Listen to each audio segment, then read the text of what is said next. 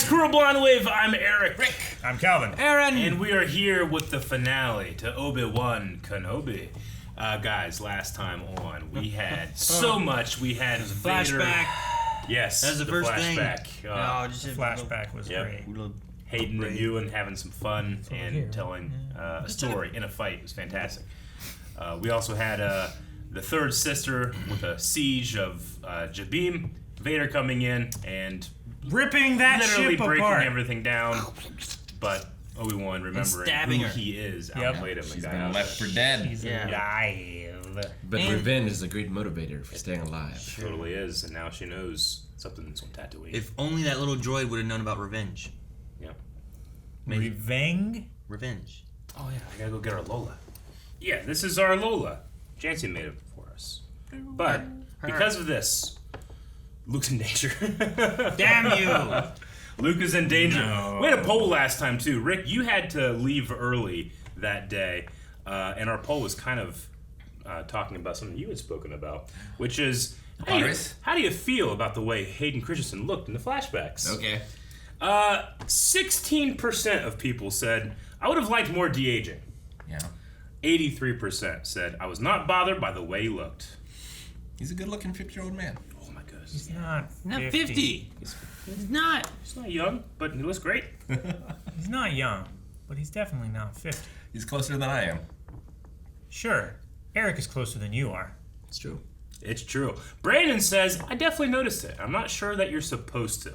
So, I would say that I would have liked a bit more aging. He's 41. More aging? He was born in 81. More de-aging, I guess is what they're trying to say. Less aging. Yeah. Dip says Hayden was in the flashbacks. Like, as a question. Weird, because I only saw Anakin and Obi-Wan. Yes. Yes. Great answer. 10 says, I think Hayden has a natural baby face, so it wasn't too distracting in my opinion. I think that's a positive. Sometimes when people come to me like, baby face, I'm like, oh, I got a beard, there's a reason why. They make you cry? Well, if I don't have my Instantly. beard. When you don't have my beard, I cry way more. Baby face! Soaks up the tears. Stop. Calvin, get the razor. Caleb says, it didn't bother me. I was way too excited to care. I kind of feel that way, the same way. Fabby says, I still criticize it, but it didn't bother me that much. They're criticizing, but not much. Sure. Huh. Is that you, Rick? Yeah. I'll criticize it. It doesn't really bother me. We'll end with Scrimshaw, who says, I couldn't even see through the tears in my eyes, so I don't care in the slightest. Emphasis mine. Sliced. Well, that's how we thought about that, but I care what happens in this finale. I'm excited. Yes, I'm very excited. You don't look excited. It was a quote. I'm excited! That looks cool. It does look cool. You know what? That's a lot more avoiding than Han did. Yeah. It's music. Yeah. I was about to say. It's chase music. Shit. Look at his little outfit. Howdy. Oh. That's the guy. Uh-huh. Gotta warn him. We're enough. You and me. Rue, what are you doing? We Chef both hidden. stay might come. Oh, she's a badass. I love it. It's a The sawed suns off. go down. Best we get positioned now. Get that I blue wasn't milk ready. expecting this. It's hard to come in covertly in the desert. Wanna check down some blue milk. Let's go! Blue milk. I have something for you. Roken found it before we got out. It's empty. Well, I wasn't going to give you a blaster layer. You're 10 years old.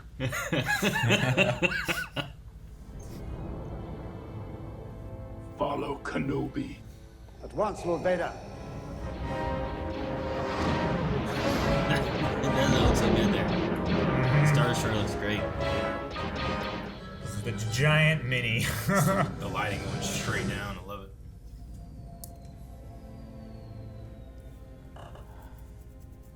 What planet is this? I don't know.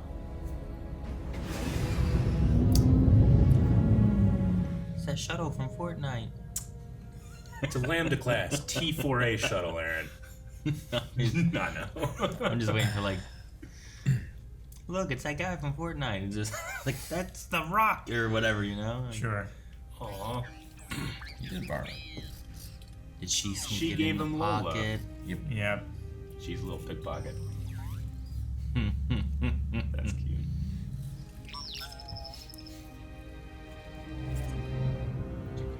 I wonder if the shuttle has any like weapons.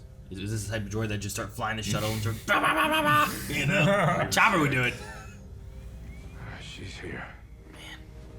I didn't think it was gonna be these two having to fight her. You really should have had watch in the high ground. She's got nowhere to hide. Coming from the desert, Right? you'd see her a mile away. Literally. You have like a, almost like a scout rifle. Think he's flying the ship was that? Or someone flew him down? I will face him alone. He's probably doing it with the Force. He said prepare it. He He always flies himself. yeah. He flies. I just love the idea that they're the only two people on the planet. Like he didn't fly it, he flew this here. Hell, he flew on a TIE fighter inside the, like, look at it. Oh, Fuck. shit. I like this place though. You think of Avatar: Last Airbender. It's like a cool Bit, Mustafar. yeah. Yeah. Remember that archipelago kind of place that they fought? Have you come to destroy me, Obi-Wan? I will do what I must. Oh, fuck! You will try. You will die. Oh!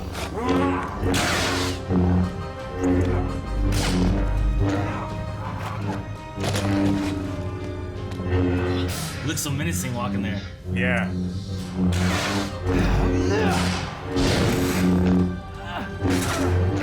I love seeing Vader move like this. Yeah. It's so rare that we actually see him like do footwork. Yeah, and he's gone to a two-handed stance now.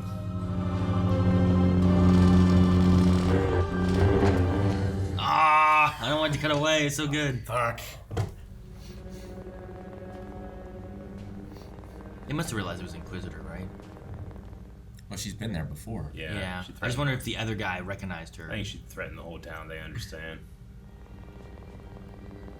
Yeah, it's not like they can call the cops. You know? No, yeah. Get through! Dude, this is crazy. She's on opposite sides of the thing. Yeah. Dual wheel. Ah!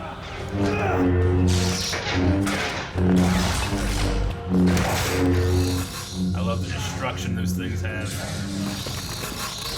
Double reverse grip. Yeah, he did. It's me in Fallen Order all the time.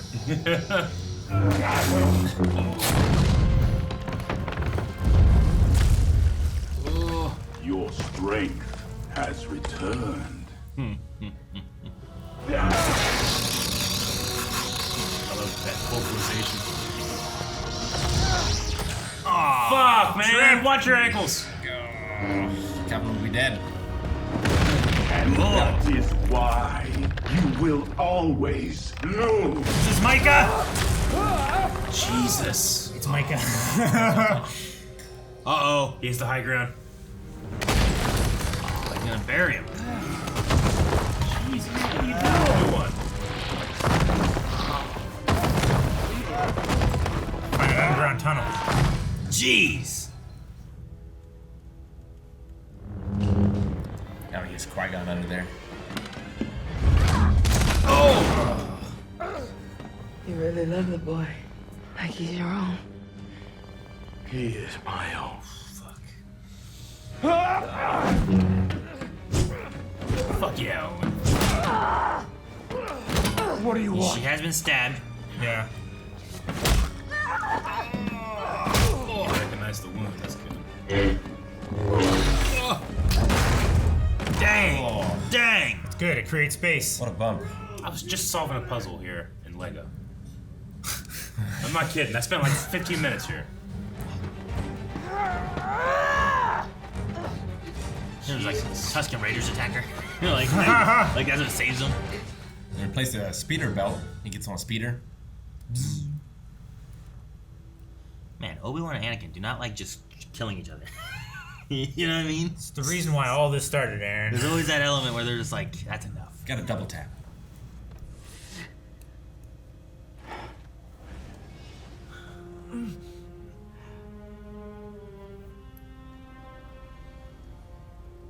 Someone to protect Obi-Wan. Hope.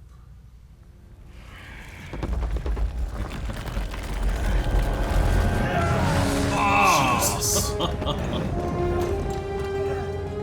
You said hops. Muscle up.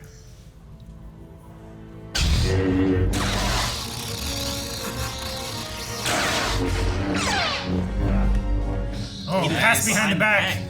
Yeah. Left-handed too. That outstretched. Oh, I like that. That was good. Really cool. Oh, Jesus. Have you ever seen the Vader? Good job, Obi-Wan. Oh my God!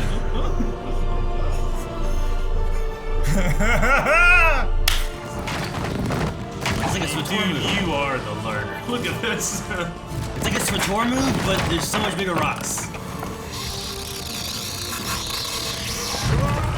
Oh, Jesus.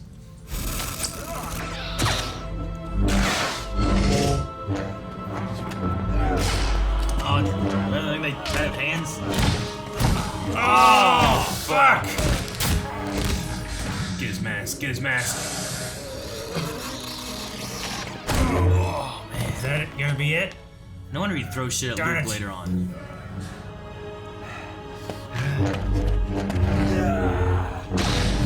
Oh, Yes! mask. Half of it.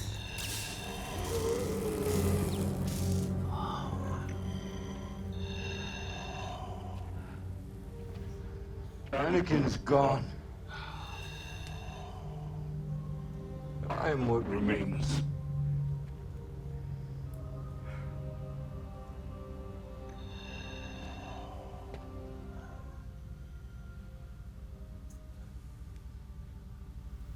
I'm sorry. I'm sorry, Anakin. For all of it.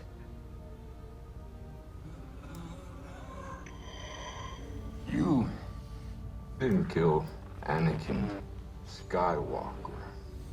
I did. He was weak. I destroyed him.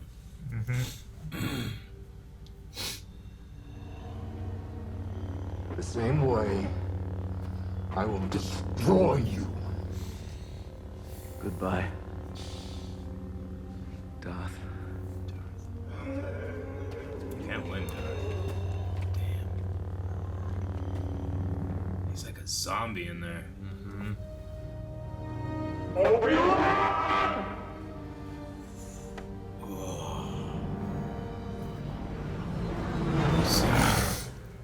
What happened to the Star Destroyer? Fuck it. It's on the other side of the planet.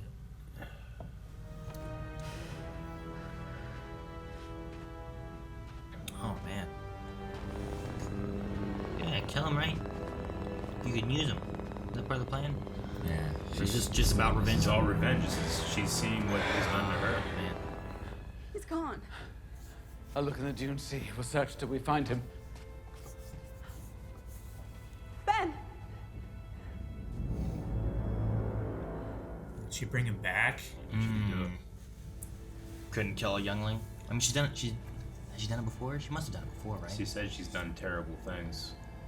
She may not herself. have done that, though. Maybe after being stabbed by Vader, it's like a more of a realization of. I failed him. We killed them all and I couldn't do it. You haven't failed them by showing mercy. You have given them peace. You have honored them. The probes are tracking every system within range. We will destroy everything in our path until he is found. Kenobi means nothing. I serve only you, my master.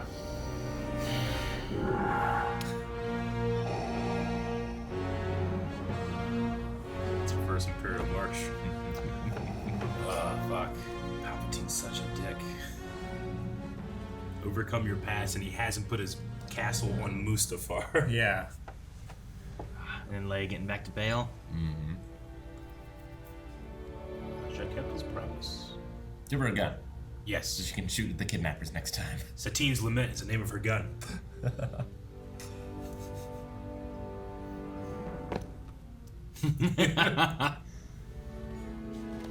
Little fingerless gloves. Yeah, dude, she's playing Rebel. Yeah.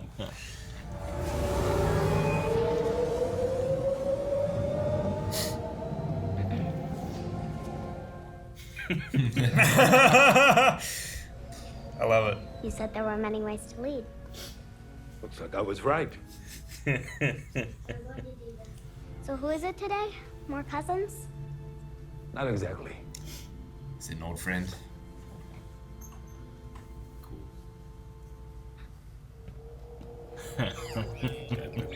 Lola!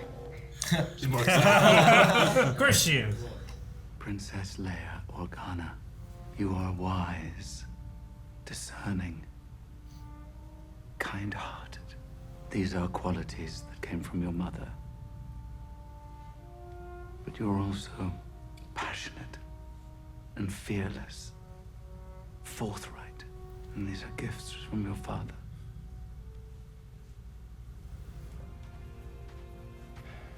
Dan? You want to meet him?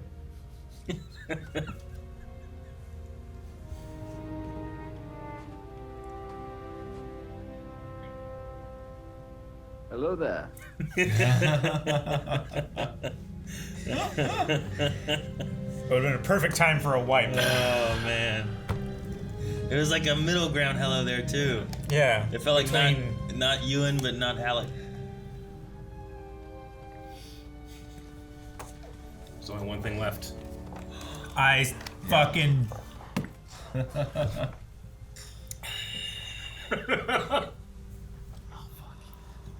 Well, took you long enough.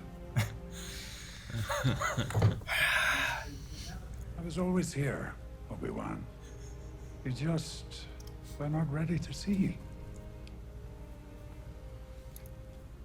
Come on, you've got a ways to go.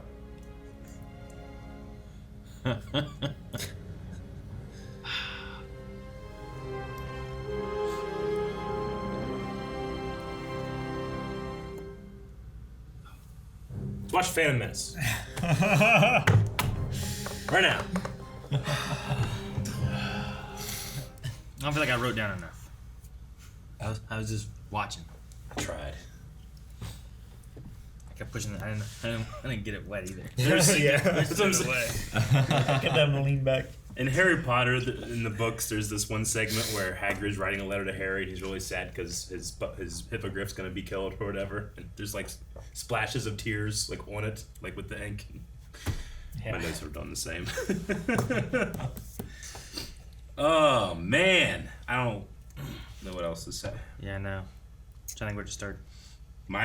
There's so many favorite parts, but I loved Owen and Beru in this so much. Like even just seeing him, right? Yeah. Just seeing him, but like I loved his line where he is my own. Yeah. I just love that so much. The adopted family and found family is just as important as blood family in Star Wars, and we had that there. We had that with the Organas, and Sure. you know, I mean Obi-Wan and Anakin and Anakin, Qui-Gon, Yeah. all that stuff. So anyway, I don't know. No, I mean I like seeing the characters we don't get to see a lot, right? Like Uncle Owen, Aunt Beru. Over the grand scheme of Star Wars, you don't see them a whole lot, you know. Less than like 2 minutes of screen time. Yeah, And they have a terrible, terrible death. Yeah, they do. It's quite tragic. You know, if the movie was made today, it would be, I think, more tragic. But Luke's like, all right, I'll get older on. You know? Sure. I mean, he's more upset when Ben dies than when effectively his mom and dad die, you know? Yeah. That's why I don't put a whole lot of, you know, like, it's a living mythology that weaves together. There's always going to be problems with this property or this version of Star Wars or this era of Star Wars, because every single era has its, like, problems, you know? Sure. But I don't let that get in in the way of a good story being told. Yeah, because it was made before a story was made and after another story was made. Well, sure. I mean, even here, like, now we're getting more of a, like, having the confrontation between Vader and Obi-Wan here, where you lead into, like, when I last, left you, I was the learner, now I'm the master. Like, he leaves arrogant, thinking that I've beaten Kenobi, to Kenobi just showing up, just throwing every rock at him, you know? Just owning him. I thought that was so cool. He wasn't even, like, throwing him like this. He, like, Night King'd it. Yeah, he Night King'd it. No, I love that whole fight. Your strength returns, but your weakness remains. Dude, James Earl Jones' voice, just his song in Star Wars, like, would just... I love that it's singing a different song I never heard before, but I can recognize his voice so well. Mm-hmm. Like, he's having true emotional gravitas in his performance, and that Hayden James Earl Jones mix-up with conversation was amazing. Like, I loved when it happened with Matt Lanter and Vader in Rebels, and it's a very similar confrontation, but here it's so personal because I don't know. Sure, but the way seeing that face peek out of the ghost of Vader's mask is so powerful to me. I like the way they do it in both, though, too, because, like, one's to the apprentice. Well, it makes sense that it's Matt Lanter talking to the apprentice, because that's where the time was spent. But here, having Hayden be there, being able to talk to his old master and stuff, like, I like both of those, and both are done equally well, because that's the time that those characters spent together, you know? Yeah, there's so many, like, mirrors put up here to, like, reflect different things. Like, Obi-Wan says, like, I will do what I must, which is exactly what he says on Mustafar. And there, Vader says, you will try. And here he says, you will die, which is what he said to Ahsoka. Then you will die. Oh, it's so good. Yeah, it is. I really liked it. Even the place they fought was just like a forest of rocks. Yeah. And I like how there's like that one spot where it's like, here's the forest line. Yeah. Like, we're not going into all the rocks. This area is like a plain. For me, it felt like it was like a mirror of Mustafar just like cooled. Like, it's not molten rock, it's just rock now, you know? It's like the fury of Anakin is diminished a bit more. It's all hard, you know? Obi-Wan is able to... Man, just it was... I think the strength of the show is its character moments, number one.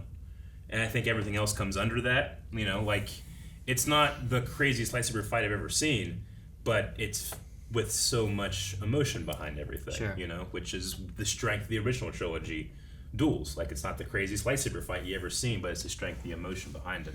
No, I really like this fight. Yeah. I mean, Vader can't be doing crazy things. No. Not the craziest, but I thought he did quite a bit here, you know, considering. Like, one hand and two hand grips. Yeah, it was stuff. very clear when he was on the offensive when he wasn't, And I liked they tossed in a couple, like, back-to-back fighting moments and stuff too, which is like not a common thing that you get to, you know. So like, I mean, so much stuff was happening in this fight. Like, Obi-Wan truly realizing just how machine he is, like literally cutting into him and it's not doing anything. Well, he's bashing his like chest plate with the hilt. So good. And it comes to like the realization that like Anakin is gone, kind of thing, right? Like, that's kind of where we're leading to. Or is he also thinking about like Luke and Leia, and it's like those are the ones who will. Well, he keeps this until he talks to Luke, right? Like, your father's dead. Yeah. You know? Well, like, this helps push that point of view, right? Sure. Where it's like, your father's dead and only Darth Vader remains. And well, while he can't kill Darth Vader, I think, because there's also that connection to Anakin. Like, it's still there, even though he believes Anakin to be dead. It's still going to be hard to, like, kill your brother, you know? So I think maybe there's a little bit of an element there as well. And it's hard if any part of him believes that this is the chosen one. Mm-hmm. Like, his destiny. You know, he says at the end, like, destiny's going to take over at a certain point. Yeah. His future will cover it. Maybe it's something that we can explore if they're ever going to make a season 2 of this show or anything. Then let's it, you know, the room for that. But I kind of got like a subtext of Anakin is gone and dead, but not really, because there are two kids that, like, at least one of them for sure, he just met Luke in this one, but for sure he sees Padme, but he sees Anakin and Leia. And as long as those twins are alive, Anakin's not really dead. Sure. Man, I loved her outfit. So cool. Like, I got teary-eyed during Anakin and Obi-Wan fighting and stuff, but for some reason Leia hit me more. Yeah. Like, not like, it was just more water. I don't know how to describe it. It was just like it hit me faster. These are just stories near and dear to our heart. Well, and you know, like Carrie Fisher's gone. Yeah. Yeah. You know. But Leia lives on. Yeah. Oh man, this is a great time to plug Badonkagonk, a Star Wars podcast where we talk about Star Wars like this a lot. So go make sure you guys are checking it out. I can't form thoughts right now. Like, that's just one of the. Like, how am I gonna watch? Like, we gotta watch Miss Marvel after this. You know? It's not fair. I'm not ready. It's not fair to Miss Marvel. Take a break. Take a 6-week break. You said watch prequels after this. I'm like, you're trying to ruin this for me, Eric. Oh no, Rick! You haven't watched the prequels with us. Once you do, you'll realize. Especially after Clone Wars. Oh yeah, especially after Clone Wars. You yourself admitted that. That's one of the things that's interesting is like Clone Wars, and I think even this too. Like it just adds that relationship, and then when you go back and watch it, now you think about this when you watch it, and there's a different connection that you didn't have before. You know, Leia, or a different point that you're like, oh man, this accidentally foreshadows what they do in that because they were like, hey, let's make this moment important over here, you know. And I like adding extra foreshadowing where like I go back and watch, you know, episodes 1 or 2, and now I'm seeing things that make me think of things from the Clone Wars that I'm like, this references into that so well, and it's so good. Obi-Wan, I love the last meeting there with the Organas. I thought that was a really great scene. But like Obi-Wan recognizes Anakin in there, and then we, the audience, can recognize even further than he can. Like Leia has one of Anakin's last lines to his mother, "Will I ever see you again?" You know, like as a fan, like, I can recognize that and see like a scared kid, but a hopeful kid too, on the brink of, or on the cusp of going on to their own adventures. Well, I love her looking at Bail and being like, I have some ideas for some changes. You know, like she's like 10 years old and like, I know how we can lead this stuff and things that we can change. And then you see her like in Rebels where she's like 15 there and being like, officer, where's my ships? You know, and like just playing things off, and it's just like that growth that she has in just those few years of like, this is like her first time seeing like Rebels and the Empire and the horrors and this, you know, how terrible it is, and being like, I want to do something about this. I can make a difference. Yeah, and it's fun to see that. And her link to the Senate, but also like to the rebellion is really good. And yeah, they leave it open enough where like if they wanted to put in something else again, like you could have Bail or Leia have to get a hold of him or whatever, but it just depends on how much you do that to where like her being like, help me Obi-Wan Kenobi, you're my only hope kind of thing, like is that because that's when they got into trouble, that's who they called on? It's because they realize like there's no more Cold War. When the Death Star plans are there, like the Emperor and the Empire are consolidating all power. And at this point, it's all-out galactic civil war, or we're all just subjugated. So years ago, you served my father in the Clone Wars. We need you for the Civil War now, you know? So they're not looking for someone to come and, you know, clandestine mission, save a little kid. They need They're looking for a general. Yeah. And what they get is Commander Skywalker. Eventually. And General Solo. In those 3 years of Rogue Squadron. Yeah. And Reva's also left open here as well. Yeah. Reva and Roken, right? Yeah. Roken and the fake Jedi whose name I cannot remember. Haja, yeah. Which, I mean, those are characters that all three of those could show up somewhere doing who knows I would what, be super curious to see what Reva does now. Sure. Because she has like that experience, is like only a couple years as a Jedi, you know, not very long, but she has so much of this masterless, goalless, you know, thing that she got wrapped up in the dark side and the Inquisitors and not knowing exactly what she wants, but just that revenge feels good, or it's the only thing that she can think of. Yeah. I'd watch a show of her teaming up with Ventress. I wouldn't mind like if they brought her in with like Jedi Survivor or something. because that would be really cool. They have with like Cal and whatnot, whatever his story is going to be like, and the Inquisitors. Yeah, she has that connection to the Inquisitors. They could be hunting her or anything too, you know. So like there could be a connection there where like she joins his crew or group or something, you know. Moses Ingram, that's her character. Yeah, that's the actor's name. She killed it in that scene in the desert, man. Like, her face was shaking, you know? Well, and it was so good. The more I thought about it, too, where I'm like, well, she didn't kill this one. Like, she must have killed Jedi or younglings and things in the past. But that was all for an end goal of getting to Vader to kill Vader. And now that she had that moment, she's not going to build up to that again. So killing Luke Skywalker here, what is it ultimately gaining for her? And really, it's just like vengeance on Kenobi? Or her trump card is gone. She thought, like, there's no way they're going to know that one day I will kill Vader. That's all that she's been thinking about. Yeah. And he tells her, like, I knew since the beginning, youngling. Like, there was never... Your goal that you thought was secret has been laid bare to me since the beginning. You have nothing. And she's like, I'm going to go kill your kid. That's all I have left. Sure. Honestly, and that's not who she wants to be. If Vader doesn't think that about any of his Inquisitors, I think he's crazy. You know, like the whole point of Sith and all that, like any of these Inquisitors, I'm not trusting fully. They're probably going to want to kill me, take my place because I have more power than them. The Grand Inquisitor's right. You should be going after the path. Vader's like, nah. And he just had to be like... Well, he had a shuttle too. Like, he could have gone this way and they could have gone this way. Maybe their Star that's Destroyer why did nothing to keep Obi-Wan from escaping. Maybe that's God why knows we where didn't it was. see the Star Destroyer. It's because Vader followed Obi-Wan and the Grand Inquisitor followed the ship. But yeah, with Reva, just the ideas of trying to go after Vader and like what is this going to gain for her, but then also what she's become. I like that she touched on that too. It's like, have I become him? Yeah. And Obi-Wan, after seeing what Anakin was and trying to reach him there, here is like you chose the good side of it. You chose not to be him. You didn't kill Luke. You know, you didn't kill a youngling. Like that's So I do like the comparisons there where you can see that a little bit more clearly, I guess.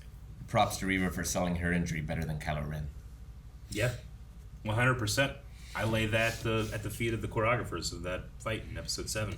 They didn't do enough to show how much pain he was in. I especially noticed it when Owen and her were fighting on the bridge, and she's like, you know, and then he grabs it too. And like, it was being used in the choreography just to be like, look, she's injured.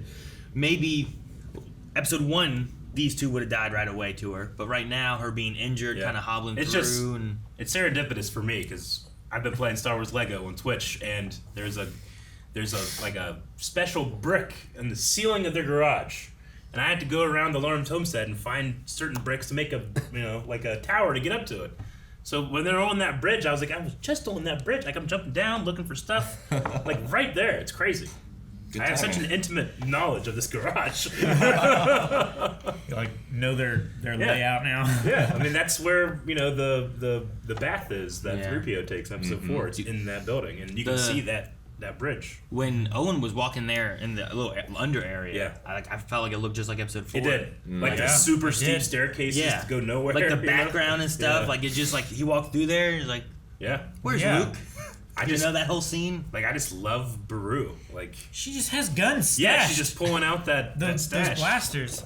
It does look like a Sand Raider, like a sawed-off blaster rifle, right? Like an ion rifle. But yeah, that was great. It's really cool. I loved it. And then it's just we got the Emperor. We did. We got the Emperor. Man. We got both masters. I like you being like, we got Vader's master. We got Kenobi's master. You seem agitated. Yeah. But then also like prodding him, being like, I don't know. There's something about the way the Emperor handles Vader and stuff that like, you can't put your past behind you. He wants him to suffer. Insignificant. Yeah, he never gives him comfort. It's like, put the past behind you. Also, your castle like is right where you burnt, where you died. Yeah. Like I'm pretty sure like in one of the comics, like he can look out his castle and see the spot. Well, yeah, all of that. Palpatine's like, you should go there. All of that regret and pain and anger is just every time he looks out the window, it's just rekindled, literally. Yeah. No, Vader. I said during the thing, but like because Obi-Wan couldn't kill Anakin and just left him there, and he didn't die. Like here, Vader's like burying him underground and being like, I imagine him. He has the same idea as like, I will leave you here to die like you left me. I'm not gonna give you the satisfaction of he's buried in a hole. You will suffer down in this hole. Tons of rocks on a planet. There's nothing there. Yeah. So, like, but no, it's that thing where it's like neither of these guys will like just straight up kill each other, but they will leave them to die. But I don't know. I suppose it's easier to do. Just think about how unsatisfying it was when Obi-Wan just pieces out in his robe and leaves in episode 4. Yeah. And Vader's just sitting there like kicking at it, like, no, this is there's something here. There's gotta be. Yeah. It was so mad. Then they blow up his Death Star. He spin in space. Which Robot Chicken, like, you must smell like bacon or whatever. I forget what it is. In Robot Chicken, they have it like, what happened to the Death Star? Where are you now? He's talking to the Emperor back on like Coruscant. I like that scene. I like Obi-Wan calling him Darth as he leaves. Right? Sure. He doesn't call him Anakin. He Yeah. doesn't call him Vader. He calls him Darth. Well, that's what he calls him in 4 too, right? Darth. Yeah. I love that. Master of Evil Darth or something like that, right? And I love Vader's screaming of Obi-Wan. Well, it really reflects like so good. Episode 3 is like, I hate you. He's just there. You can't have him say Kenobi because Sam Witwer already has that corner of the market. Yeah. When it says You can't outdo. when you scream Kenobi, you Yeah. can't outdo Sam Witwer, so they say Obi-Wan. But with it going in that it's like the modulator voice cracked too. I just never thought I'd hear James Earl Jones' Vader crack like that. It's amazing. He's missing half his mask. Yeah. I feel like what's good too with all that is that Anakin, I don't feel like ever called him Kenobi. He called him Master. He called him Obi-Wan. Yeah. And that was even like referring to him to anyone else. He would always just say Obi-Wan. So it does fit really well of him not being like Kenobi. Yeah. Yeah.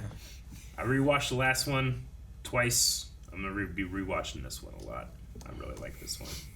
We just did World Between Worlds. Did you? At home with the kids? Yeah. So I always think about like when we have all these, I'm always like trying to think about that too, and I'm like, man, if we had. I just think about like Qui-Gon saying stuff. I love having Qui-Gon say stuff here because like he's another character where like I don't feel like I got him enough. I would have loved to have had Qui-Gon more. Yeah. So it was just cool to see him there. Like even with Liam Neeson being a lot older, it's 20 years. He is a lot older. I still just bought it. Yeah. And I still love that. Like he's a fucking Force ghost in the desert, and he's like took you long enough. Yeah. He's still telling Obi-Wan like. Stay in the moment. Yeah. I'm right here. Let's go over this way. Let's get started. Because I was waiting on you. I was here the whole time. Yeah, you weren't ready. Yeah. I want to see like the alternate cut of where he's like, Master, I'm like, trying to reach out like he's coming. And then Qui-Gon like, I know! I'm right here! Look at the footsteps. I was carrying you. He's just sitting over there on the side like, come on, Obi-Wan, hurry up. Yeah. That's funny. But it was a full-on Force ghost. Yeah. It wasn't just a... It wasn't just because of voice. their connection? Yeah. Did he learn things in the interim? It's possible he learned things. I mean, he's also teaching Yoda as well. So it's possible that the 900-year-old Yoda, like, you start him down a path and he might go more than your average he masters it quicker than you. Yeah, exactly. And now I'm the master. Yeah. You're like, oh, shit, I can do this? Okay. Yeah. So, I don't know. I never thought about that before. Yeah. Oh, it's done. Yeah. It's like Goku learning the Kamehameha, right? It is. He just understands. It also could depend on, like, I don't know about Tatooine necessarily, but how strong something is with the Force. Yeah. Like, locations and stuff, or, like, the Mortis Well, they area. keep burying all those kyber crystals there. Sure. But, like, Mortis That's has what the sand is. that really strong connection to the Force and the thin veil between the two, like, worlds and whatnot. So, like, that's when Qui-Gon shows up in the Clone Wars. Otherwise, he's just like the little sparkles, or just a voice. So, I don't know. Perhaps Tatooine has some connections that we've not really seen as much before. Like, I know Dantooine did. That's why Yoda went there. And then we've seen Lothal. I know it's a hand-wavy excuse, but I always say, like, the more we try to say we understand how that works, the more we don't know when it comes to Force ghosts and the balance. Hand-wavy of the as in, like, Force you're trying to Jedi mind trick everyone. Yeah. We don't understand it. We don't know what the Chosen One is. We don't know what the balance of the Force means. I don't know if any we don't know why that's considered powerful, You'd be like, you know what, the Chosen One? All fake. It really wasn't a thing. You guys all read into it. It wasn't even real. What? Finally got to give him his Skyhopper. Yeah. Yes. I was thinking about from the standpoint of being like, okay, all right, you're gonna meet Luke. when filming, you're gonna walk over here. We need you to say hello there. Hello there. Really well. Yeah. You know, it's just like been waiting. Do your best Alec Guinness impression. You gotta do a really good job of just saying hello there. When it didn't happen in the first episode, in my head I go, they're saving it for the last episode. So I didn't wear this shirt until now. I knew it was gonna happen, but it's effectively one of the last things that's said. Sure. Which was great. I've often now been thinking too, because we're going through with the kids and Melanie and stuff, of chronological order, of like when watching these now, being like, for someone who doesn't know Star Wars very well, if you were to just watch chronologically, which I think is still a fun watch through, like you don't get the episode 4 or 5 like the twist setting up into the being a father and all that kind of stuff, but watching chronologically where you're not being like, well, I wonder who lives and I wonder who dies, and knowing all that, it's like, well, Anakin obviously is safe or Padme's safe or whatever. Like watching through and getting to this part and stuff, like just some of the emotion and whatnot that you have of, well, is Obi-Wan in danger here? You know, what could he die? I understand. It's like the watch order of Berserk. Yep. Sure, yeah. Like depending on where you start, there's pros and cons, one way or another. Yeah. So it's fun to also think about watch through methods of Star Wars, and now it's even crazier being like, what's the best way to watch Star Wars? Because now there's so much stuff that you can pick up wherever. Yeah. Like you could just watch Clone Wars and then watch episode 4, you know? But there's elements in Clone Wars that sometimes like, does this mean more if you know about like episode 4 and 5? So it's like, it's a tricky thing of being like, what's the best thing to watch, you know? Yeah. Especially for kids, so. Definitely. I'm often thinking about that when seeing new things too, and it's just, this one here, I liked the confrontation they have. It's really good for, I was just thinking like, man, would I be worried about Obi-Wan if I didn't know episode 4 and, you know, all that kind of stuff? No, I get you. I always like, whenever I'm doing any type of rewatches, just change it up. Sometimes I'll do release order. Sometimes I'll do chronological. Sometimes I just randomly will watch things. But it makes for a fun exercise in trying to understand subtext that is there and isn't there. Because in episode 4, I mean, when you watch that now, you put a lot of subtext into what was not there. Yeah. No. But when we watch it and we talk about it, it feels like it was. You know, that's again, that's why I don't really concern myself with like everything has to be Lego bricks that fit in perfectly. Except when I'm playing Star Wars Lego every Wednesday at 3 p.m. Twitch.tv/Blindwood. But everything has to fit in perfectly. Not necessarily. It just needs to be about these strong character moments, and the subtext comes later. Yeah. Sure. No, I agree.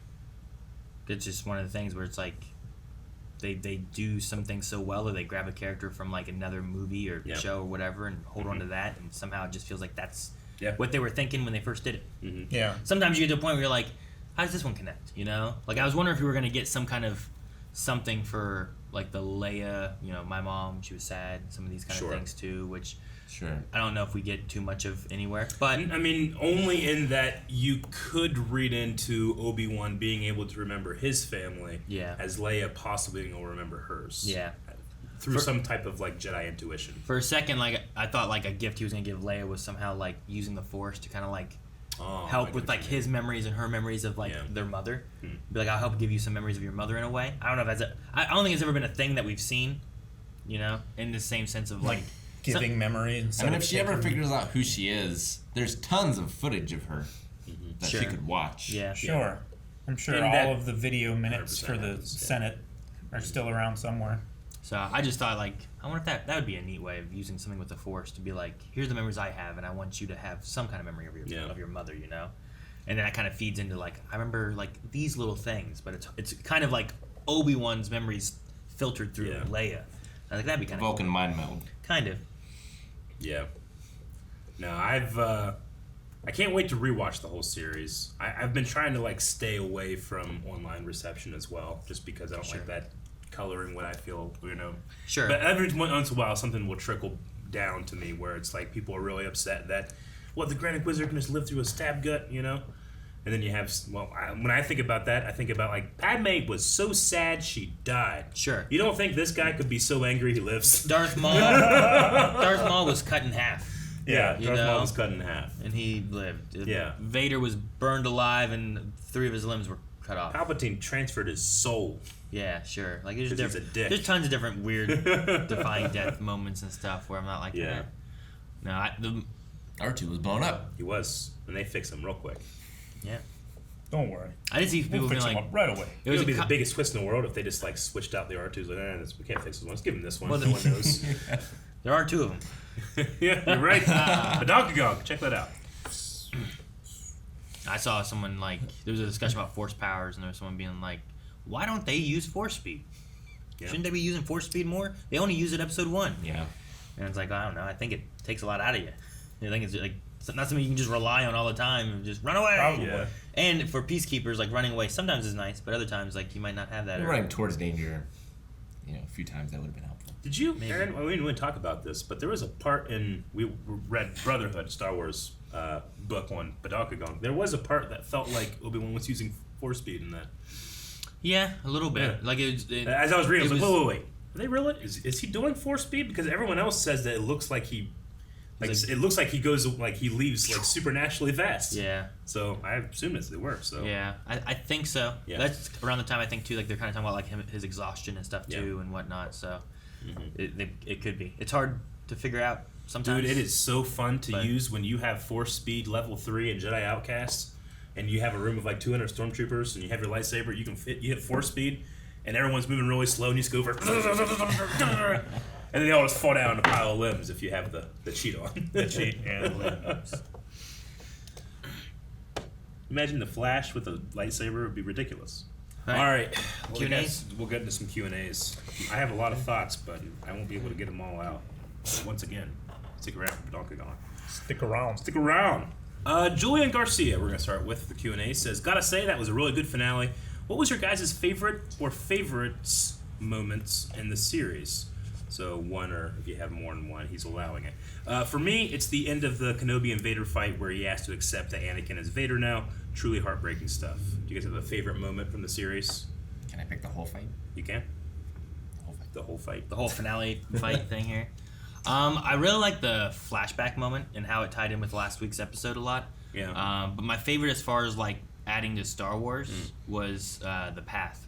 I love the idea of like this underground railroad type of thing set up to help like Jedis and younglings and that kind of stuff. And I was like, that's really cool. That could be like that could be a book just about the path, or a group that like runs part of the path or something like that, like Tales of the Path.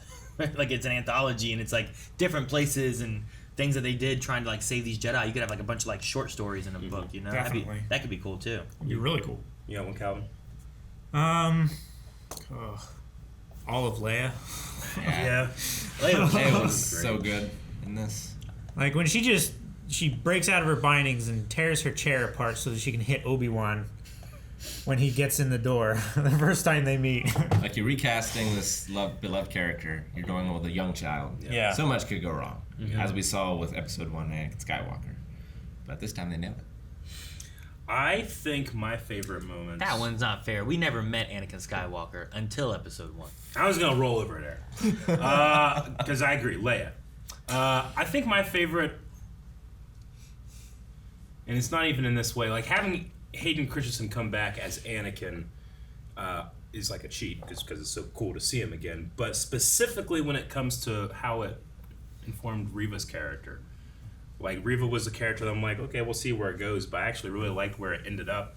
And it's something I haven't really considered where what does Anakin's turn not just affect Obi-Wan or Luke or any of our main characters, but other Jedi, right? Like Reva being a Padawan, being a youngling, and what that did to her. I think it's really easy, especially in the expanded universe and Legends continuity, to find Jedi survivors, and they're serene and they're perfectly fine, and they're inside themselves. It's just the Empire, hunting them down. But here, like, you had a really tormented person because of what Anakin did, which is so. What he did was so fucked up. It's pretty unforgivable, you know. Well, yeah, like you have that with Ahsoka. Like she's out there, she knows. She's tortured by that. Yeah.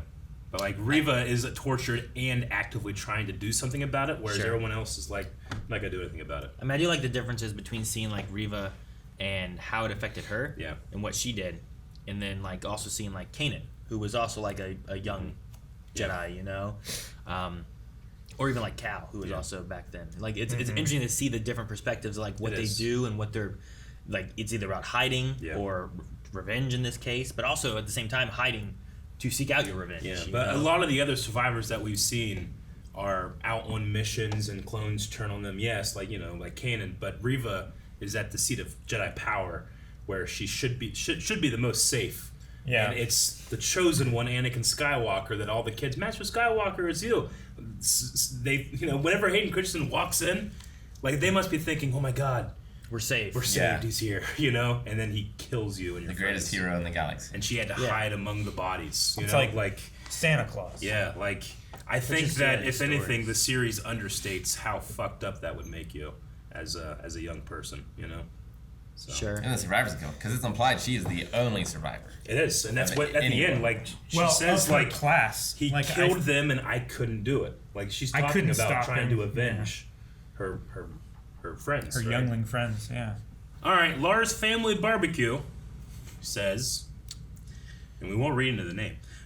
Owen and Beru kicked ass. I loved how Vader saying that he killed Anakin led to Obi-Wan telling Luke that Vader betrayed and murdered his father from a certain point of view. My one upset is that we didn't get to see a live-action Inquisitor copter. Aren't you sad about that, Eric? That would have been good. I'm not that last place they fought would have been great for that, too. All those like little plateaus and stuff you could have had on those rocks. Inquisitor copters. Been great. It would have been cool if Reva had helicoptered instead of ran after. Would it have Luke. been cool? It would have been cool. Amazing. I'd have been happy. Just holding on to it and her guts are falling out. That would have been cool. No, she could be like this. No, yeah. Yeah. It's the wall. Yeah, use the Force to keep it in or whatever.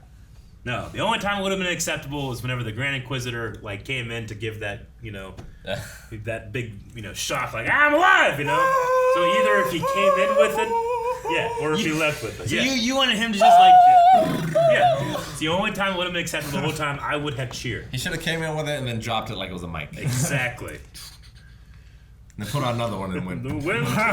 He leaves that one there. Exactly. Vader just watching. Or like a Chinook came in with two. He's like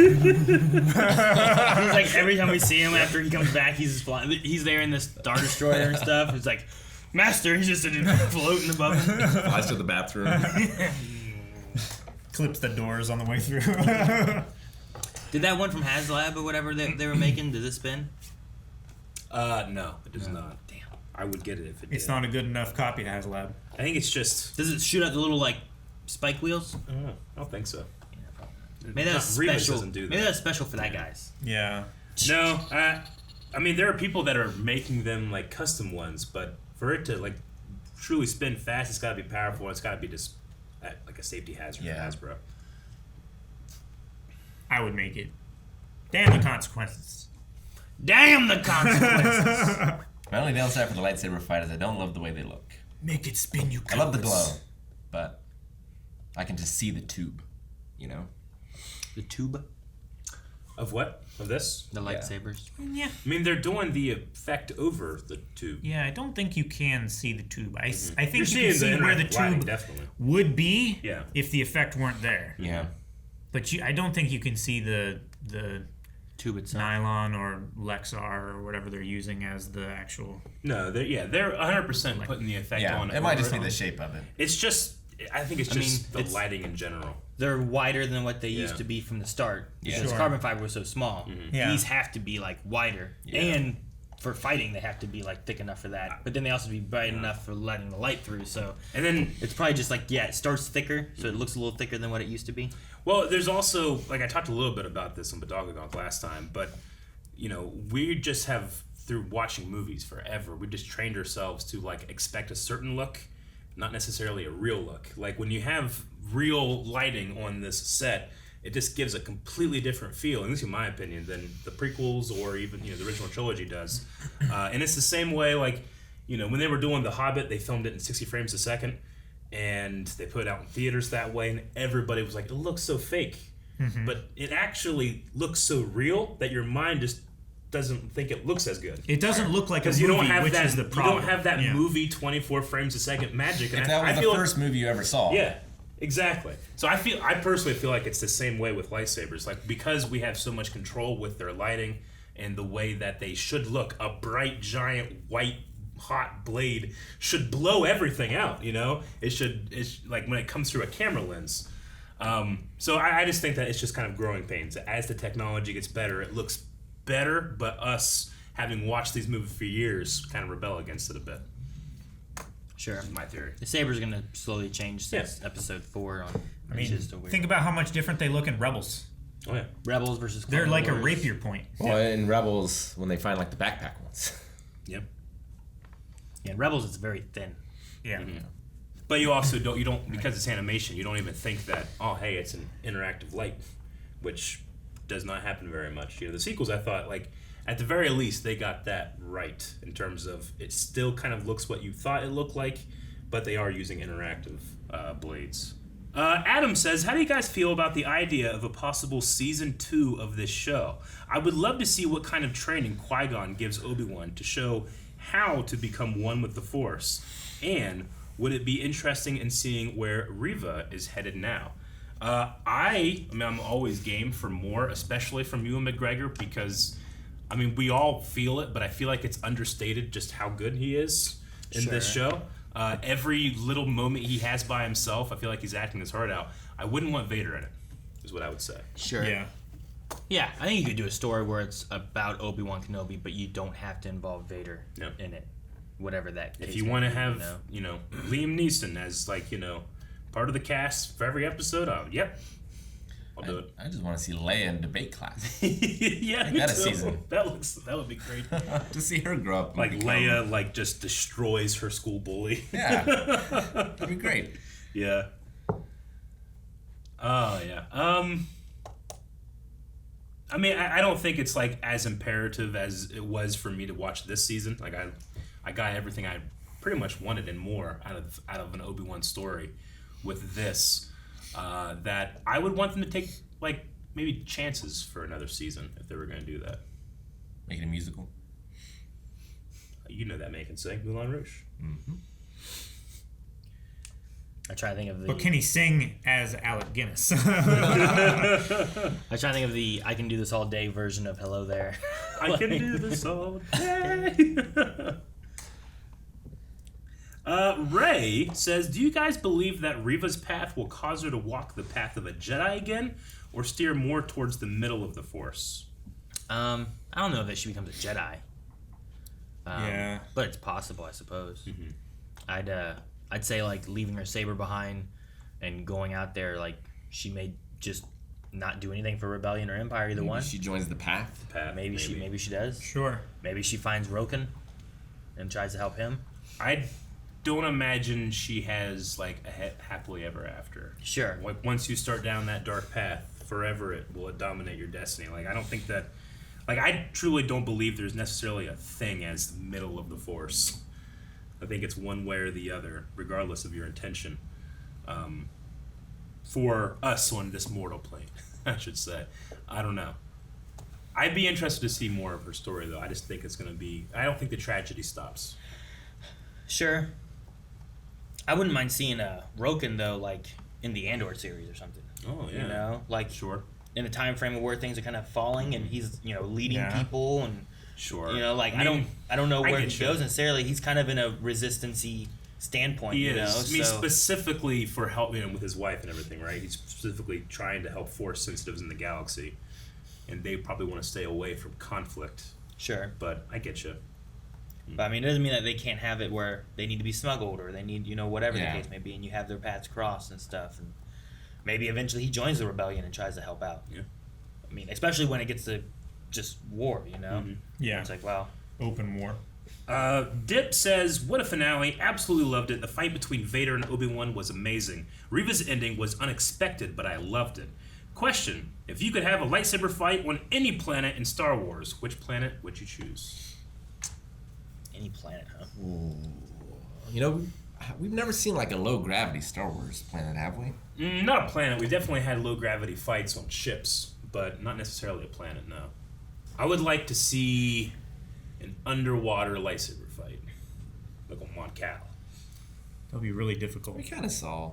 Well, we saw them, like, fighting droids, but not like a straight up duel. Yeah. Like, what would two, like, a Kit Fisto and, a Mon Cal Jedi, let's say.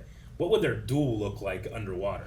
Like, especially, two people that they're very adept at this. Not just, Anakin being like, I hate sand, but water's worse, like hitting stuff out of the way like he was in Clone Wars. But well, Kamino or whatever planet Ezra charms those sky dragons.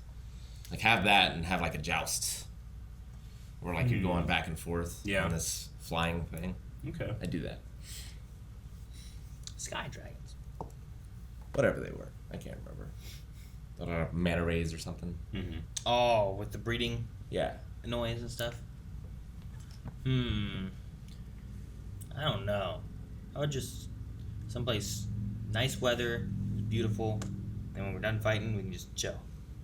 Like Naboo? Naboo's really nice. I like Naboo. Well, Alderaan looks nice too. One of the best fights in the show is on Naboo. I think one of the prettiest ones would be the cave in Ilum with all the kyber crystals. Yeah, that would be a cool fight. That would just look gorgeous. Yeah. But it's cold, Rick. It would be cool if some of the crystals would glow when one person had the upper hand. Yeah. The other crystals would glow when this person had the upper If hand. you touched it, it would explode. I think, right? If you touch the crystal, I mean, you could maybe hit it, and it might start a chain reaction or something. I want to do a lightsaber fight on the back of a Zillo Beast attacking Coruscant. How about that? It's all right. So the Zillo Beast attacking Coruscant is secondary to the and fight it's- happening. and on it's the just back. like a stage. You do that, and I'll be It's like a on- Smash Brothers stage. You'd fight on Tatooine, where the clone Zillo Beast is taking on a crate dragon at the same time. And if you really need to, you can toss a Rancor in I there. was going to say, a Rancor on top of a Rancor. And they, the loser falls in the And they're wearing a robe. Yeah. Does it take all the big monsters, have them fighting in the background while you're fighting on a duel? Because the Zillo monster is a lot bigger than Rancor. What about an asteroid? Yeah, but what war? about the crate dragon? Crate dragon's pretty Crate big. dragon's pretty big. That might be a fun fight. Rancor can take on the Sarlacc pit. And a space whale. Space whales. The, shoot. Bale mentioned them. Nerwal? No, those are real things. Starts with P. Purrgil. Purrgil. Yeah. Tucker doing a little bit of theory crafting. I like the way Tucker's going here.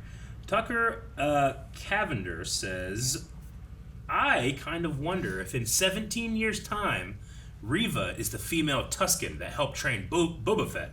We know she's on Tatooine, and if she's looking for a new path, that tribe could possibly be where she went. We never did see a body in Book of Boba Fett. So she's a Tusken? He needs a tinfoil hat. Yeah. I just like the bravery. Yeah, no. I appreciate It's an interesting thought. Yeah. I feel like he used up his entire collection of string connecting that. That's not even on the same board.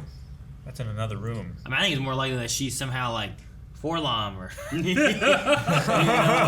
the droid one, right? It's really not a droid. It's just it's armor the whole time. Not just another fangirl says, I have two very important questions. One, who took care of Obi-Wan's Eopai while he was gone? And two, he definitely had to move because Tika, the Jawa, stole all of his stuff while he was gone, right? But seriously, love the show, and the duel was It was great. Rick that said that, right? Or Eric or someone? Yeah. Someone said about the Jawa stealing shit. Tika took him. That Eopi can take care of its damn self. I guess so, I mean, right? he is Yeah, you just untie it, it's fine. Turn a camel loose in the desert and it just has the instincts to survive. I did hear that they used a camel for the live shots, and that Ewan McGregor almost bought it because they bonded so much. Almost bought the camel? Yeah. That's great.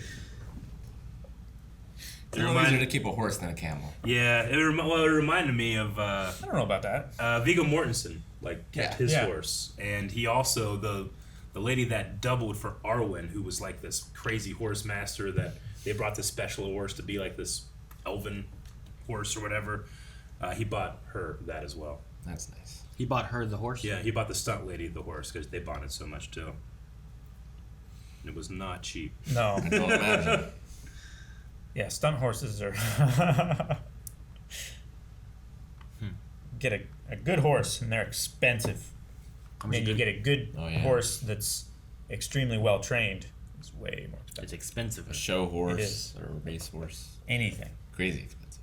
Especially a very well trained horse like that looks like Arwen's horse. And you could say it's been in the movie. It has a certificate of authenticity. Yeah, now it's even worth more. It's on a horseshoe. No, it's like a brass plaque on its hoof. Or it's on the teeth. I was just gonna say Screen used. Screen used.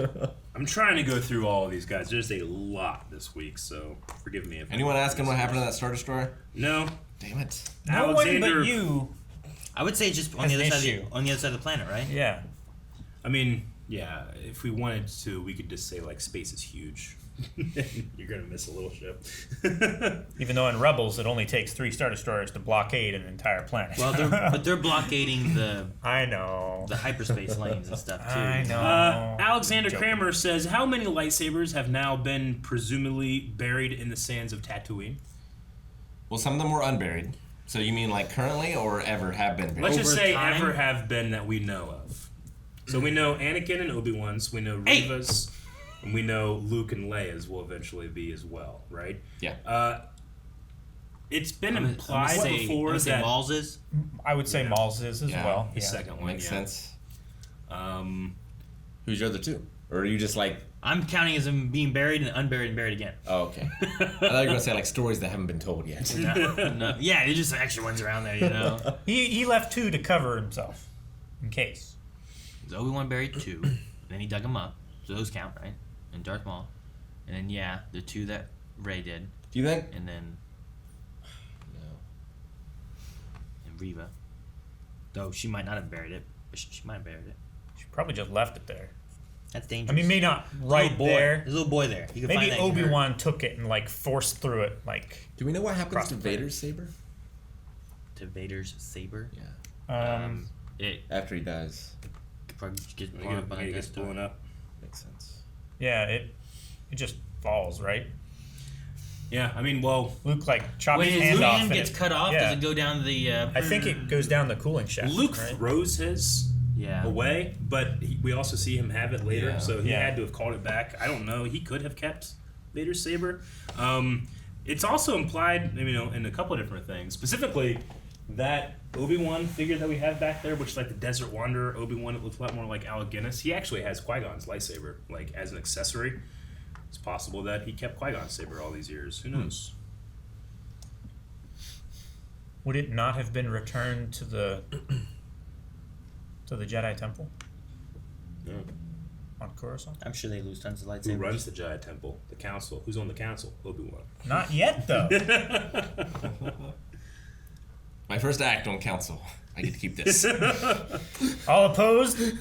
I got 2. Sean Morton says, what performance surprised you the most this series? Honestly, I didn't expect Joel Edgerton to be this great as Uncle Owen. Top-notch acting. Yeah. Yeah, I think that's I definitely... did not expect. That's the surprise, yeah. I didn't know she was going to be in it, Yeah. necessarily. Yeah, I think we discussed that could be a potential idea of like why he leaves, you know, does whatever. But I don't think I knew that Leia herself would be in it. But she did so well as being so young. Everyone did well. Sure. I'm just really impressed with the little kid, you know, because it's a little kid. That loader. The What a loader. performance. Loader was good. The load lifter. Like Luke was okay, but Luke he also didn't get much lines. Yeah, he was didn't just have much. kind Sure. of there, you know. Yeah. Leia felt like she was a young Leia, and being as young as that little girl is, I thought just did such a good job. From Like this I would episode, expect you and McGregor to do a good job. episode as Obi-Wan. 4, it didn't feel like Luke matured much. Still playing with his Skyhopper and Yeah, He's like complaining. 16, right? he's supposed to be a boy. That's what know. Obi-Wan said. Let him be a boy. The future will take care of itself. This is an interesting question. Jessica Ross Kelly says, for you, which of these 3 helmet removal scenes is the most impactful? Obi-Wan's, Ahsoka's, or Luke's? For me personally, tonight's hit hard. Seeing Obi-Wan truly accept the guilt for Anakin's fall and then let it go and accept it as the past had me in tears. So, Okay. seeing Removing Vader's helmet. Vader's face. I got it. This is Luke's at the end of Return. Yeah, I agree. Luke's is mine. As far as impactful so to the different than the other story two, of but- Anakin, I would say that one. But emotionally impactful, it was this one. This one. Sure, because Yeah. Luke's is like Vader wants his helmet removed to look at him as Anakin Skywalker, not as Vader. Though, like, I really like Ahsoka's because of like she believes it to be Anakin, but this is like firm confirmation. there is Anakin in there. Let me try to reach him.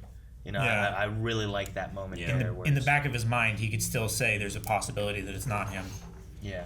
But now he knows. But also in that moment, too, when he's like, Ahsoka, you know, and he says her name. Like, it's not quite the same here. We didn't see as much of his face, but he seemed a lot less burnt in that scene, didn't he?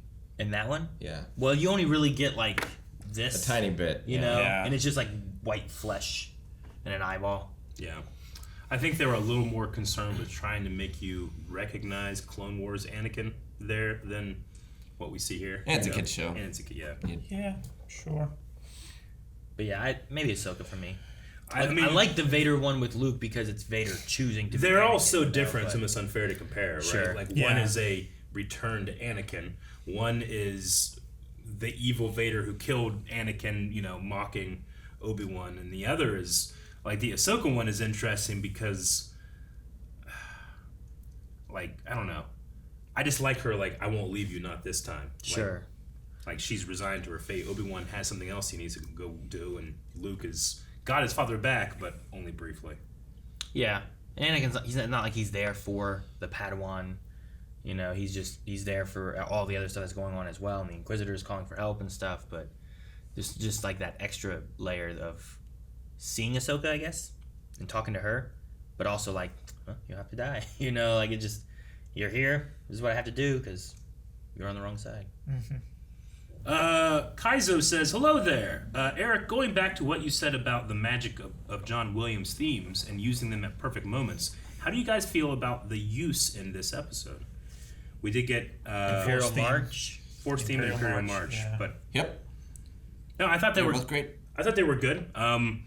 You know, the music I feel like is serviceable for the show. There is nothing about it what was like, you know, transcended what the movies do, or even Mandalorian for me, or Boba Fett. We also had the chase scene where dun dun dun dun dun. That Like, was it good. started to have that music. I like that. I wish I hadn't played Spider-Man, because it's all I hear. Sure, I understand. Yeah. I mean, you know, I like the way David Collins put it, where Star Wars, John Williams music, it's the oxygen of Star Wars. Like, without it, you don't get the breath moments of in and out as you're watching. I would say the music might be one of the, you know, one of the weakest parts of the show for me. I know there's going to be fan edits where they mix in different music and it's going to feel more emotional. But I also kind of respect the decision not to lean on that as a crutch either. Yeah. Like, they're going with some very big moments with some very big characters, and for me, I would probably go with some very recognizable themes, like recontextualized. Sure. But yeah, I mean, But choosing it's not also- to do that, let their actors and the emotional moment and the story itself be what's Sure. driving it. Yeah. it's Like, the same the way music- I feel. Good. The music that they use in the scenes that, like, is reminding us of those. Yeah. Like, that music is part of the story that is being told at that point, and that emotional response, like, it's not fair to steal what you felt in that scene and artificially drop it into this scene so that it feels more impactful. Like, that story hasn't been told yet. Yeah. You know? It's just a decision. I mean, I'm not upset by it at all. Like, we were talking last week about, like, well, do you de-age Hayden or not? Like, it's already happened. Like, people online have already done the deep fake, and they Sure. look pretty impeccable. It looks amazing. But I'd like being able to see Hayden's face. I like, you know, like the purely real performance. I like him performing that way, not with digital makeup. I think this is the other version of what we wanted. Yeah. Other than, like, the day later deep fake thing that they Sure. did for Luke in Sure. Mandalorian, right? It's like we wanted to see more of the performance rather than more a realistic photographic look. But back to the music. Yes. Like, in an ideal world, you make new great music that creates new emotional connections. Sure. So you don't always have to go back to the No, original. I definitely understand. I think you definitely do that, like Mandalorian, right? Like, what an iconic theme, completely new. That, yeah, exactly. Like, as soon as it starts to play, you know immediately.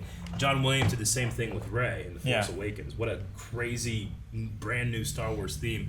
But with this being Vader, with this being Obi-Wan, with this being very familiar things, like, you could have used Leia's theme a little bit more if you wanted to. You could have used Anakin's Dark Deeds, or, I mean, the damn trailer had Duel of the Fates, and it didn't show up once.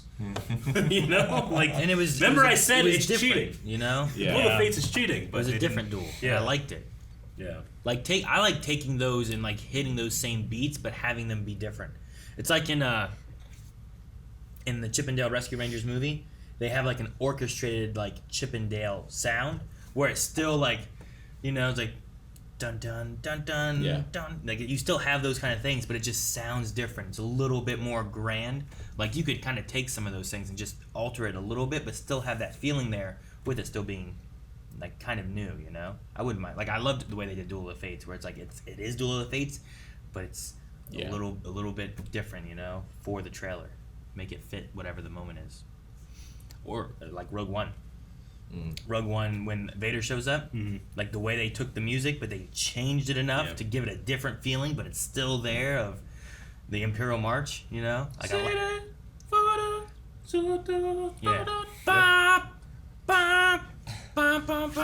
I love that. Like it just. Yeah, you're right. I love it. Michael Giacchino, baby. Like that kind of stuff where it's like, oh, that music was it was terrifying. It was very intense and stuff. It's like, yeah, but listen to it like this, like oh shit. I think Michael Giacchino has been the most successful new composer in the new Star Wars Disney era, honestly. Other than John Williams, of course. But I think Michael Giacchino does exactly what we're talking about, where it's like you can recognize stuff's in there, but it is brand new. Sure. And Rogue One did really well with that too, where it's like it did like what was the Hope theme or whatever it was, where it's like it's not the rebellion's not quite there kind of idea. So like the notes it doesn't hit the crescendo, it falls short. Yeah, it's not quite there, but it's reminiscent of it, and I like those two where it's like it is a new theme, but it's pulling from what themes we originally had too. So like you could have the Leia theme, but maybe you change it up a little bit because she's not quite the Leia we know. She's not the rebellion leader Leia, but you could have took her song and like alter it a little bit where you get that feeling, but it's not the same. It's like the end of episode 1. Yeah. I think Final Fantasy VII Remake does it maybe the best I've ever heard. Yeah. Where like there's all these great memorable themes, but they have so many different versions of them for so many different moments. So Zelda does that well too. I love that Zelda just took a theme, reversed it, made a better theme. Sure. Like, that's the thing. Like the things with music and stuff, the way you can take those and do that kind of stuff is great.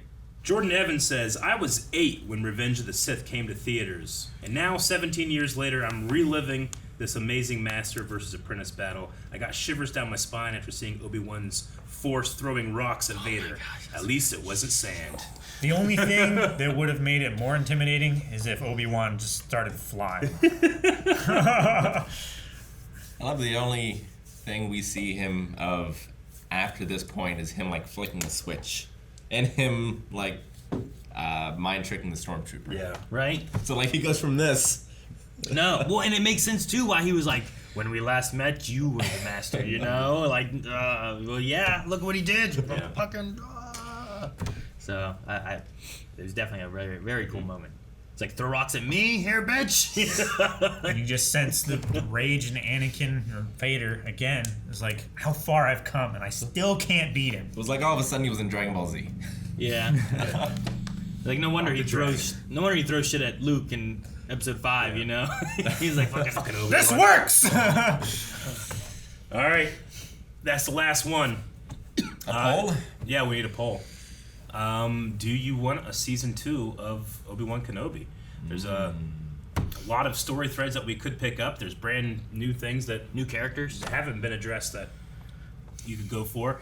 Or is it like, you know what? I really like this as a miniseries. I'm content. Please no season 2. I wonder what the movie would have been. Like the Kenobi movie? Too short. Sure. I feel like it would have been similar to this because this one did kind of have a pace, I feel like, of a 3-act movie. Yeah, it's 2 episodes, 2 episodes, 2 episodes kind of thing. Yeah. I don't think it would have had, I don't know, it might have had Maul originally as a movie. There was an article or some articles that came out before this where Dave Filoni and Jon Favreau kind of encouraged Deborah Chow, like, go bigger. Like, one, we can't do Maul. We already did Maul. Yeah. But go bigger. Like, what is Obi-Wan thinking about right now? She's like, well, probably Vader. It's like, you could have Vader. Do something with Vader. Like, can you imagine, like, being given that? And Oh my gosh. Like, oh gosh, this is too big now. It's pretty incredible. What do I do with Obi-Wan and Vader? Yeah, sure. It shows, and what a position like Dave is in, where he like sat at the feet of Lucas trying to learn how to tell stories, and now he can literally be like, here you go, play with this one. Sure. You know, so it's It's quite a like thing. when you trust your little sibling enough to let them play with your top shelf toys. Yeah. The alternative being like you give them the controller, but it's not plugged in, and there's you know, but this time he plugged it in. I know. Rick, what do you think about a season 2? Because I know before 2 you were like, I don't know if there's enough time to wrap up. No, they wrapped everything up. It was fun. I'd say no, probably, but I would watch it. Sure. I do agree with the idea of like if there is another one, not having Vader I think is a good point to it. Because like the more you overuse it, then the less impactful it is. Yeah, like we don't need to have that every time, and then you gotta have like every time they meet has to like kind of live up to that. Like, when last we met, you were the master, and It's like all that kind of stuff. It's like with Rebels, it was a great spice, but it was not a main course. Yeah, you didn't need to use that one all the time. You bring in someone else, Yeah. and then that's your main villain for the end of the series, and then you have to defeat them. You know, and I really like a lot of those aspects of the stories and stuff. So having him help with something, and you could bring in all kinds of the stories. Like I like him being like, if you ever need help from an old man. But that could be not until episode 4, or that could be like one more adventure in between, you know? So, Yeah, I would say I think I'd welcome a season 2, but I feel like it would have to be fundamentally different than season 1. Sure. Except for Qui-Gon stuff, which he snuck in there at the end. Yeah. Like by the time like we had him say hello there to Luke, I'm like, all right, end it. But then I was thinking, we didn't do any Obi-Wans or Qui-Gon. I figured he was gonna hear his voice when he was under the thing. Yeah, me like, too. I figured that was the moment. I figured that moment of calm. Yeah. But instead he was going to hear his voice. He thought of Leia and Luke, you know? He thought of hope. That's why I was wondering too. And like during that moment, is he thinking of like what is left of Anakin, and like having to take care of them? Is it like a mission thing? Is it a hope thing? Is it the promise he made to Qui-Gon? Yeah, is it an attachment kind of thing of like I need to do this? Like I was just wondering what went through his head initially, like why those images were there that let him push through the rest. So I just was interested in that part. Yeah, I mean, I might be reading into it, or it's like a subtext thing, but I just kind of kept thinking about like Anakin might be gone there, but he could still be here in the form of these two kids. Yeah. You know, and Padme.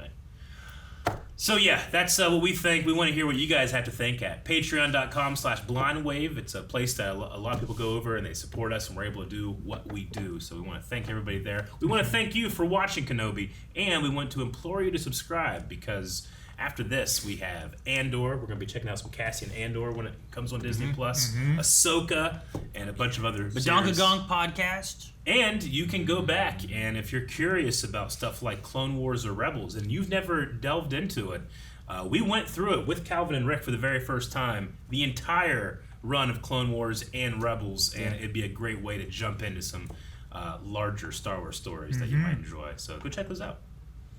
Indeed. And we want to thank Deborah Chow and Dave Filoni and everyone for making this great experience for us. Yeah, I want to thank God for letting me be here today. And I'd like to thank my parents for making me so I can be here. Guys, thank you so much for watching. We hope you enjoyed the reaction to Obi-Wan Kenobi. And if you want to see more reactions to Star Wars, make sure you subscribe as we cover Star Wars every chance we can here, including the Badonkagong podcast over at twitch.tv/blindwave, in which we're covering High Republic next time. Light of the Jedi. Over! Subscribe. Look at one meme of Edge.